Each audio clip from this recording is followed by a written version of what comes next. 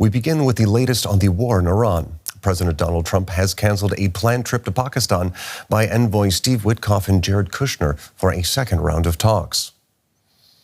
In a post on his Truth Social platform, Trump complained that the peace process was, quote, too much work, and said tremendous infighting and confusion within the Iranian leadership was to blame.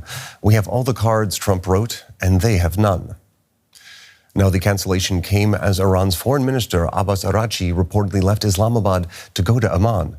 He met earlier with Pakistan's Prime Minister, Shehbaz Sharif, saying Iran would continue engaging in the Pakistani-mediated negotiations until a result is achieved. On Tuesday, Trump indefinitely extended a ceasefire that began on April the 17th. Now, Benjamin Rad is a political scientist and senior fellow at the UCLA Berkeley Center for International Relations. He joins me now from Los Angeles. Thanks for joining us. Thank you. So let's start with the obvious question of the hour. Do we know why these talks didn't happen? Well, at this point, we are waiting to get additional information. I mean, there's a lot of speculation on whether or not the Iranians were any closer to meeting the objectives laid out, whether the president felt that he would send his negotiators there to have them return empty-handed. No movement, no difference from what he saw the last time when he sent J.D. Vance there. And I think the president wants to avoid another situation where talks aren't predetermined to lead to an outcome. And I think that is what seemed to be the case here, as both sides have dug in their heels. So this isn't just a case of political grandstanding. You think this is an indication that the positions of both in Iran were just too far apart. Is that correct? Well, nothing indicates they've come any closer. Both sides are maintaining maximum pressure. Iran by threatening ships in the Strait of Hormuz, and by the United States by maintaining this blockade of the entire Gulf. And also yesterday, the arrival of an additional carrier ship, which is now meant to sort of increase the deterrent effect on Iran and to solidify the United States' chokehold on the strait. Now, what exactly are the key sticking points, in your opinion, in these negotiations? Are there any points where we could see some willingness to budge on both sides, or are they just at loggerheads? So there are 3 points that the president had outlined. They are, number one, a suspension, or an end, I should say, not a suspension, but a permanent end to Iran's nuclear enrichment program. And that also includes removal of the existing enriched uranium.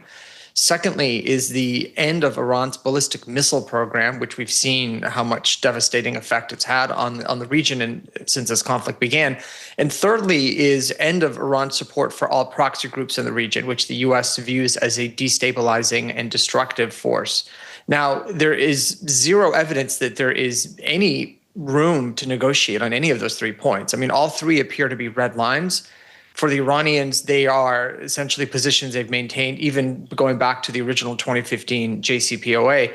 And for the United States to concede on any one of those points would effectively leave any new deal weaker than the JCPOA that Trump decried when he was campaigning in 2016, and he withdrew the U.S. from back in 2018. So it's very difficult to see what movement could exist between both sides that would bring them closer.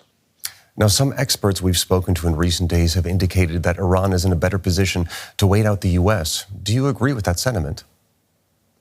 I don't. And the reason for that is because we know this blockade is costing Iran about $400 million a day in terms of economic losses total. We're talking both imports and exports. Iran does not have the ability to provide, for example, gasoline fuel for the cars for all of its drivers. It has to import some because its own unique blend of petroleum that it refines is not in sufficient quantities to meet the domestic needs.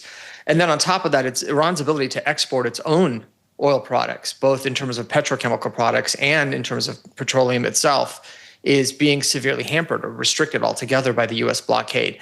In the long run, the United States is able to weather this storm individually. The question becomes the global economy and whether other nations begin to feel enough of pressure to really then bring in their influence to bear on this. But in terms of one country versus the other, the Iranian regime is not in a position to sustain a $400 million daily loss going forward for longer than a few more weeks before domestic situations really become much more untenable.